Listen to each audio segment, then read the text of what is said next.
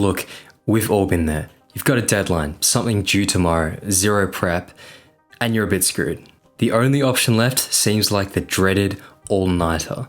But do they actually work, or are we just torturing ourselves for nothing?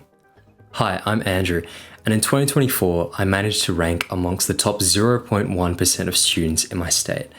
And yes, I've managed to pull off many all-nighters successfully. Okay, but with that out of the way, you might be asking, what is an all-nighter? I think at its fundamental level, it's a romantic fantasy that we're going to cram all night, even with zero preparation, and we're going to ace the test or the assignment.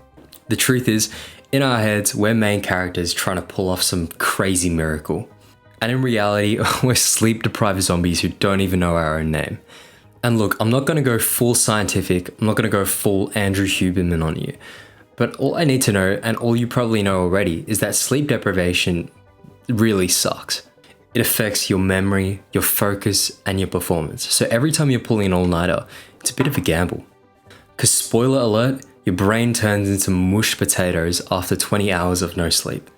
But hey, you may be sitting there thinking, I've pulled off all-nighters before, or Andrew Zhang's pulled off all-nighters before. How come you're telling me that they're not working? How come you're telling me that they're bad for me?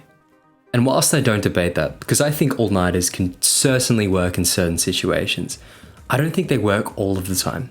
In fact, I think that there are actually a couple of specific scenarios where they work best. First, it might be reviewing a concept that you're already familiar with. If you have some pre-knowledge about something, pulling an all-nighter is going to be a lot easier than going into something completely new that you have no understanding or grasp of. Another thing that you might hear braggy top students saying is that they finished their project or their assignment on the very last night at like 4 AM. The thing is, a lot of it comes down to the fact that they've put in little amounts of work before, so that they've just added the finishing touches on that so-called all-nighter. And so essentially, an all-nighter might save your grade. It might save you from your mom's sandal, but only if you've done some work beforehand. Okay, let's look at the inverse of that situation. When are all-nighters a complete disaster? First of all, it could be you're trying to learn an entire course in one night. I know you're watching this and you're thinking you can do it. You can't do it that well and you're gonna fail. No, I'm just kidding. But it's definitely not gonna be the same effect as if you already learned something beforehand, roughly, and now you're pulling an all-nighter to revise it or to consolidate your knowledge more. The moral of the story, and I'm not really trying to put you down here, but the truth is, if you're starting from zero, and I mean if you're starting from zero, you're probably screwed no matter how much coffee you drink. Okay, but I know you guys are gonna pull the all-nighter regardless of what I tell you in this video. So the least I can do is give you guys a bit of an all-nighter survival kit. Okay, so you might be asking, what am I gonna need? Well, I got you. Water, headphones, a light snack, and a bloody clear plan. Remember, caffeine is not a substitution for food. This stuff is gonna give you